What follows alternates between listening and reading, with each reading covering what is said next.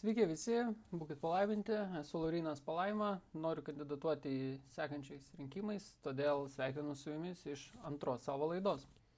Ir galim apžvelgti praeitos laidos rezultatus. Laidą pradėsiu nuo apžvalgos praeito savo įrašo. Ir čia matot, kad mano praeitas įrašas sulaukė 185 peržiūrų, ačiū Jums. Vienas prenumeratorius, ačiū jam. Ir kas mane nustebino, kad sulaukiau komentarų ir sulaukiau netgi savo pirmojo heiterio. Tai tu gal žmogelis slėpkis po pernykščiais, čia turbūt lapais ir niekur nekandidatuok, jog darys kažkoks. Tai labai džiugu, reikia daryti priešingai negu jie man siūlo, tai uždėsiu širdutę už tai, kad manim rūpinasi ir mane skatina labiau domėtis politiką ir kandidatuoti visur. Ir štai vienas normalus komentaras. Sveikas, sveikinu, kad sieki tokio tikslo. Ačiū, bet tas pasakymas, kad konservatoriai visada kelia mokesčius, skamba ir pas visokias Janutinės ar kitas politikos šiukšlės. Ką manai apie čekiukų skandalą ir ką manai apie Laisvės partijos narius, kurie paišlaidavo su kanceliariniam lėšom, pirkti galingi kompiuteriai, susimokėtos kelionės po naktinius barus ar kitką. Taip, čia atsakiau, kad pateiksiu atsakymus sekančio laidoje, tai prašau sekantį laidą ir atsakysiu. Tai gal nuo pradžių, bet tas pasakymas, kad konservatoriai visada kelia mokesčius.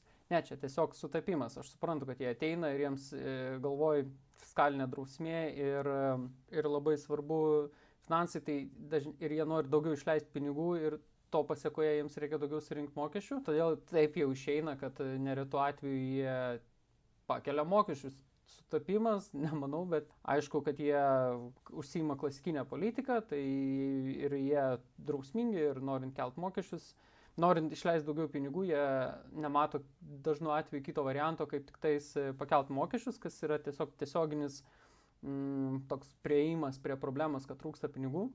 Ką manai apie čekiukų skandalą ir ką manai apie Laisvės partijos narius, kurie paišlaidavo su kanceliariniam lėšom. Čekiukų skandalo problema yra tiesiog užprogramuota, pasakykime, mūsų įstatymuose, nes dabar, kai yra tos kanceliarinės išlaidos tiek savivaldybėse, tiek Seimo nariai, kurie jas turi, žmogus, man atrodo, iš prigimties linkęs mus yra toks posakis, duoda imk muša bėk, tai jeigu kažkas duoda, tai manau, neretas tiesiog nori įsisavinti gal greičiau tas pinigus ir išleisti, nes galvoja, kad čia yra ne mūsų pinigai, ne jo asmeniškai, o valstybės iš kažkur tai iš dangaus krentantis.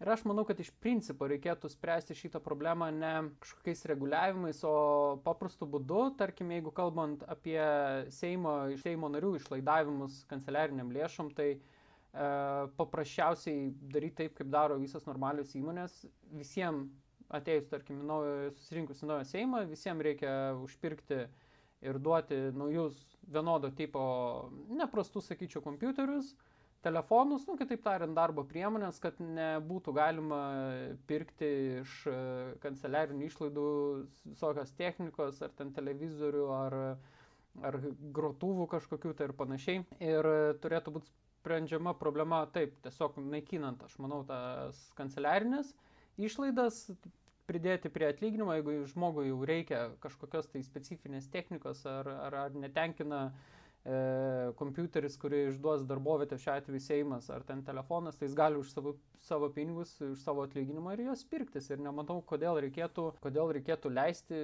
kiekvienam pirktis kiekvienais metais kažkokią tai techniką. Turbūt kaip paprastam darbe, duoda darbinę įrangą, visko, ko reikia darbui. Jeigu nepatinka, prašom, tegul perkas iš savo atlyginimų ir apskritai kuo labiau naikinti. Tuo labiau, kad reikia ir prižiūrėti, ir administruoti kažkam. Tai tiesiog aš būčiau už tai, kad visiems, per kiekvieną naują sezoną, visiems nupirkti naujus kompiuterius, naujus telefonus konkurso būdu, gal netgi su saugumo kažkokiais papildomais dalykais. Ir spręsti tokią problemą. Ir aišku, aš vertinu blogai, kai išlaidaujama kanceliariniam lėšom. Bet čia tiesiog tokia terpė pasidaryti, įsisavinti lėšas ir mūsų visa, kaip matot, biurokratija apskritai linkusi visada įsisavinti visas lėšas. Tai čia toksai įprotis susiformavęs ar kultūra tam tikra ir jinai yra sunkiai keičiama, tuo labiau, kad sąlygos kažkam kažką pirkti yra tiesiog vos neskatintinos mūsų sistemoje. Tai bendrai tiek, ačiū už komentarą, tikiuosi atsakiau, jeigu ne, palikit kitą komentarą, pamėginsim padiskutuoti arba išsakysiu savo nuomonę. Ir žengiu dabar gal į kitą dalį, aš apžvelgsiu LRT, naujienų portalą ir pasakysiu savo nuomonę politiniais klausimais arba ekonominiais, nes kaip matau fiksuotas būsto paskolos palūkanos, mažėjant Euribor, kyla rizika permokėti. Paskaitom.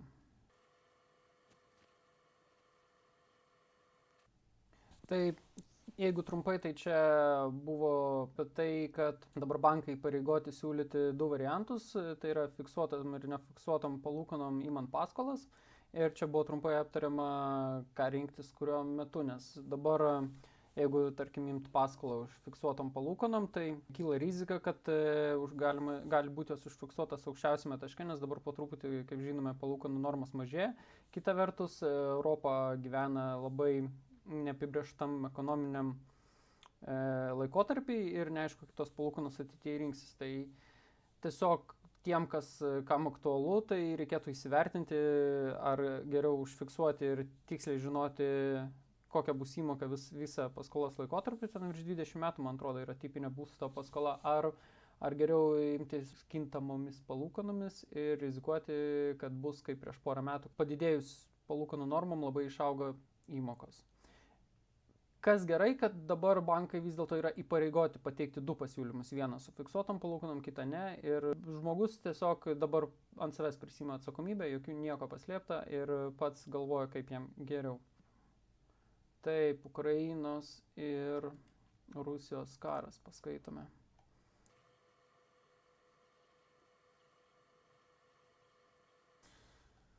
Labai sunku skaityti šitą straipsnį. Čia apie tai, kaip JAV prezidento pasiuntinys davė interviu Amerikos tinklaraštininkui Takeriui Carlsonui ir pakartojo keletą Rusijos reikalavimų, teiginių ir pareiškimų, kuriais pateisinamas karas Ukrainoje. Tai, žodžiu, labai sunku yra skaityti tokias išdavikiškas iš Amerikos pusės nuomonės. Jis pareiškė, tas pasiuntinys, kad Rusija 100% nenori pulti Europos ir kad Rusijai nereikia perimti Ukrainos. Nesąmonė, nereikia, mes čia Lietuvoje gerus 500 ir daugiau metų turim gal net 1000 problemų su tais rusais. Tai paprastai neišsprendžia tą problemą. Iš patirties aišku, kad reikia duoti jiems atgal arba jie niekada nesustoja.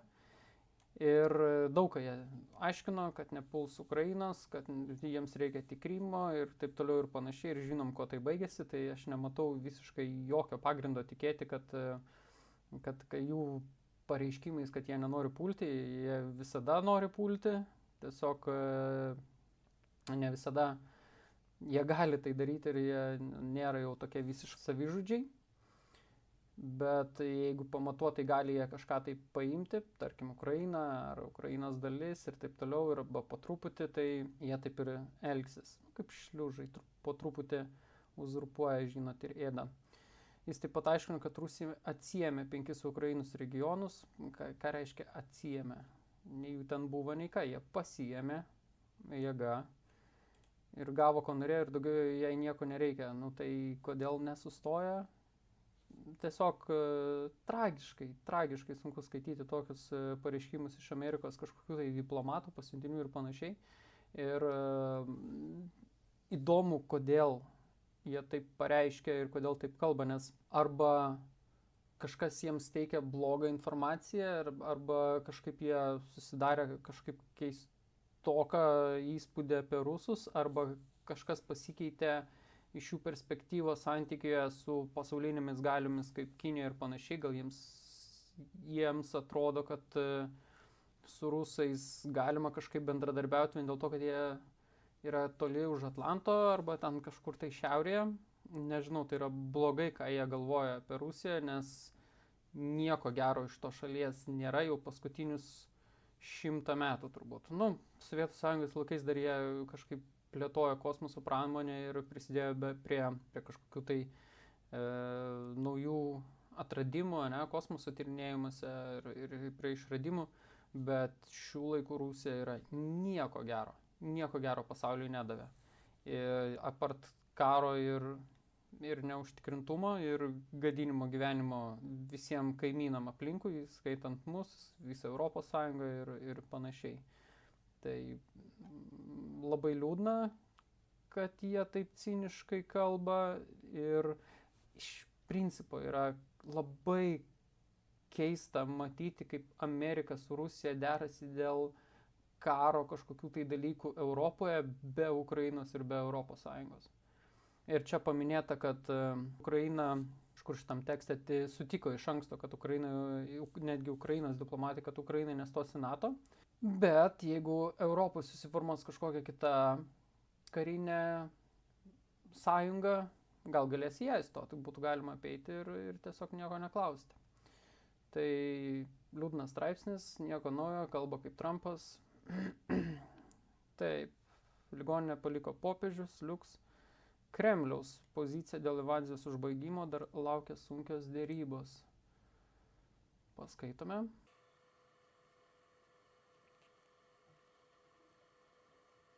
Straipsnis susijęs su ryšiu su prieš tai mano aptartu. Tai čia Kremliaus atsakas dėl karo užbaigimo. Ir jie sako, kad čia tik tais, kad laukia labai sunkios dėrybos ir kad čia bus sunku susiderėti. Aišku, jie nori daugiau negu dabar padarė, nori daugiau užimti ir nenori sustoti, nes turi kažkokius tai ten tikslus, nes, kaip matot, jie yra pareiškę va čia X platformoje, kad pagal rusus visą rytai ir pietus Ukrainos turi priklausyti kvazi valstybei Novorosijai ar kažkas ten tokio, kažkokia tai nesąmonė ir kol kas į frontas eina tik taip. Visiškai nenaudinga Ukrainai ir tuo labiau, kad šitoj visoje vietoje yra skoncentruotos pagrindiniai naudingosios iškasenos ir mineralai, negu sugebėjo pasiekti, tai dabar per dėrybas norės turbūt daugiau.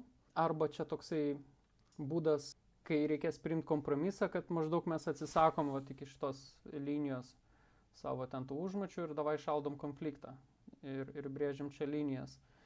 Tai faktiškai jie nieko nerizikuoja šitose dėrybose, tikrai nepraras nieko arba ką jau dabar yra pridirbę ir užėmę.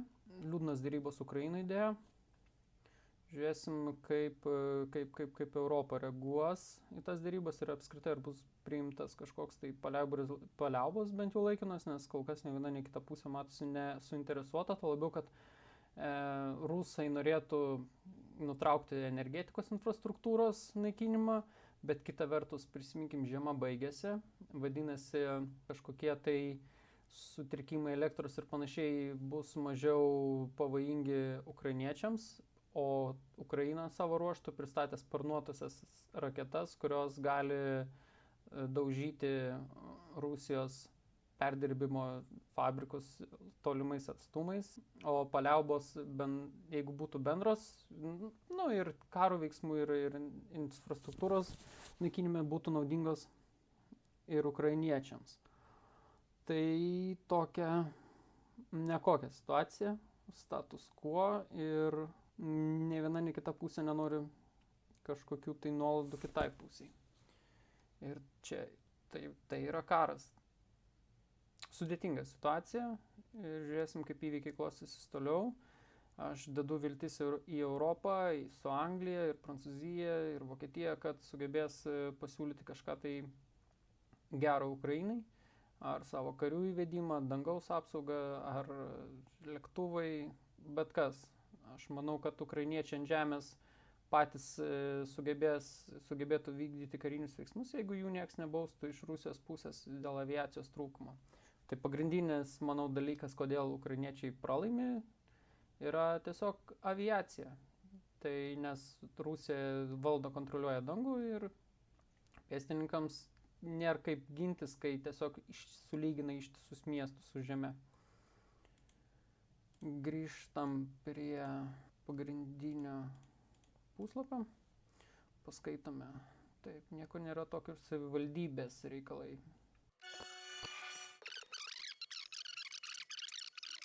Tai trumpai apie situaciją, kurią nušvietė LRT žurnalistai. Savivaldybė Kaune stato aplinkelį ir jai reikėjo, kad tęstųsi darbai paimti visuomenės reikmėm žemės su pastatais, kad normalu pagal įstatymą turbūt. Ir reikalas tame, kad vienam iš namų gyvena neįgalus asmuo, jisai visiškai neįgalus. Vežimėlis, lova. Ta būstą nupirko sūnus ir jame užregistruotas gyvenama vieta gyvena neįgalus asmuo. Ir savivaldybė per pandeminį laikotarpį vykdė būtent paėmimą, pasiūlė už žemę su tuo namu 12 000 eurų. Tikrai neadekvati suma, ypač kai ten kaimynai gavo ir po 40 000 ir panašiai. Bet kas dar blogiau yra tai, kad vyko teismas, kad būtų galima paimti ir tenais niekur nebuvo įtraukta, kad ten gyvena neįgalus asmo, kas reiškia, kad jiems ir nereikia tuo pasirūpinti, tiesiog taip paprasčiau ir lengviau įvykdyti visokius reikalavimus. Tai Kauno savivaldybė paėmė savo reikmėm tą pastatą, išregistravo iš jo tą neįgalų asmenį ir jisai dabar negauna dar nei ir invalidumo pensijos ar pašalpos, nes jisai niekur neužregistruotas. Tai faktiškai nehumaniškai tiesiog elgėsi ir tiesiog labai ciniškai, kaip skaičius, dėlioja tos žmonės. Nepamirškime, kad daugumos pirmas dalykas yra pasirūpinti mažumomis. Ten yra neįgalus asmuo, kuris ir taip sunkiai gyvena ir savivaldybė dar labiau prastina jo gyvenimą. Ir nieko negali jam nepasiūlę, nei kur išsikelti, nei ką išsikelti, tiesiog liepia ir dar atsiuntė grasinamosius laiškus, kad iškeldins tiesiog ir dar priskaičiuos pinigų už trukdymą projektui. Iš tikrųjų labai nehumaniškas požiūris, su teisinėms skylėm, kaip ten advokatas ir aiškino. Ir įdomu, kaip savivaldybė pasielgs. Tikėkime, kad sugebės, kaip pavyzdžiui, Joniškiai suteikti socialinį būstą neprastesnį negu dabar gyvena žmogus. Bet šansų duodu nedaug, nes Kaune viskas vyksta buldozeriu ir gal kažkas pasikeis, bet liūdna matyti tokį, kad pas mus vis dar taip vyksta, to labiau, kad savivaldybė pasiturinti, manau, Kauno gali suteikti ir socialinį būstą, ir kažkokią pagalbą žmogui, kad jis jaustųsi orus. O dabar tiesiog atrodo, kad neįgalų žmogų jie pasiryžė išmesti gatvę, pasiūlė 12 500 eurų susirasti naują gyvenamą vietą. Ką reikėtų daryti? Stiprinti socialinę apsaugą, kad tokie žmonės turėtų kur kreiptis ir galėtų pasiginčyti su savivaldybėm. Nes taip negali būti taip neturėtų būti mūsų visuomenėje, aš manau. Reikia spręsti tokius dalykus. Ir dar neaišku, kaip ten su biurokratija, nes savivaldybė teisinasi, kad jinai nežinojo, kad ten gyvena neįgalus asmuo, nors jisai ten buvo užregistruotas ir jie turėjo jį išregistruoti. Tai gali būti, kad ir dėl prastų mūsų biurokratinių sistemų nesueina duomenys, nes turėjo kažkurio momentu, kai vyko tas paėmimas, teismas, nors viena institucija pamatyti, kad ten yra registruotas ir gyvena neįgalus asmuo ir taip apsaugoti jo teisės. Teisė yra paprasta, nebloginti tokioje situacijoje atsidūrusio žmogaus gyvenimo, kas šiuo atveju nepavyko, nes ryškiai bus bloginama jo situacija. Labai liūdna. Pažiūrėsim, kaip Kauno savivaldybė išspręs tą problemą. LRT sakė, kad pasidomės dar situaciją. Šiuo metu tenais iki gruodžio mėnesio 25 metų yra išleistas įsakymas išsikelti ir išsikraustyti. Manau, gal ir užteks šiam kartui. Sakiau, kad laidą trumpinsiu. Ir paskutinis. Zuoką pamatau, negaliu nesusilaikyti nepaskaitęs, ką jis veikia. Taip, tai Artūras Zuokas pateikė pataisas svarstymui, būdamas mišrioje Seimo narių grupėje, taip dėl politinių partijų teistumo viešinimo. Maždaug taip skamba. Jisai siūlo, kad rinkimų metu, per rinkiminės kampanijas, jeigu reklamuojasi partija, tai jinai turėtų būti pažymėta kaip teista ir su netgi smulkmeniškai parašyta, jei partija buvo pripažinta kalta, rinkimų plakatuose būtų pažymimo nusikaltimo rūšis, jo padarimo sunkumas, nuosprendžio priėmimo data ir nusikaltimo objektas. Jis aiškina tom, kad kaip kandidatai turi teikti informaciją apie teistumą, taip ir politinės partijos turėtų taip elgtis, kad tai yra organizacijos labai svarbios rinkimus ir aš tuo nesiginčiu su tuo, tikrai politinės partijos kaip organizacijos yra svarbios ir įtakingos, bet sunku įsivaizduoti, kaip politinė partija rašo plakatą kažkokią, tai balsuokite už mus ir ten apačioje mes esam už kažką teisti. Ir apskritai toksai įstatymas, kadangi tų partijų pas mus nėra daug, tai čia galim visas turbūt ir suskaičiuoti, kam šitas įstatymas bus pats neparankiausias, tai darbo partijai, kuri jau kaip ir beveik numirus tikiuosi, ir liberalų sąjūdžiui, nes jisai yra teistas byloje Masiulio. Ir čia toksai gaunasi įstatymas vienai partijai.